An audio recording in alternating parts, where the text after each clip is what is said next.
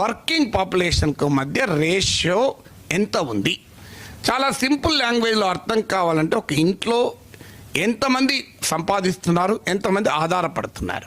ఒక ఇంట్లో ఒక యువ దంపతులు సంపాదిస్తున్నారు, కానీ వాళ్ళ నానమ్మ తాత ఉన్నారు, వాళ్ళ తండ్రి తల్లి ఉన్నారు, వీళ్ళకి 2 పిల్లలు ఉన్నారు అనుకోండి. అంటే ఆ ఇంట్లో 8 మంది ఉన్నారు, 2 సంపాదిస్తున్నారు.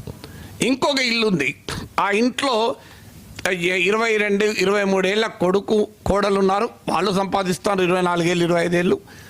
ఆ తండ్రికి 45, 50 ఏళ్ళు, వాళ్ళు సంపాదిస్తున్నారు. ఆఖరికి వ్యాపారం ఉంది, ఆ తాత కూడా సంపాదిస్తున్నాడు అనుకో. సో ఆ కుటుంబం ఎంత హాయిగా ఉంటుంది మీరే ఆలోచించండి. సో అందువల్ల ఒక ఫ్యామిలీలో dependent population to working age population ratio ఎంత కీలకమో ఒక కంట్రీలో కూడా అదే కీలకం.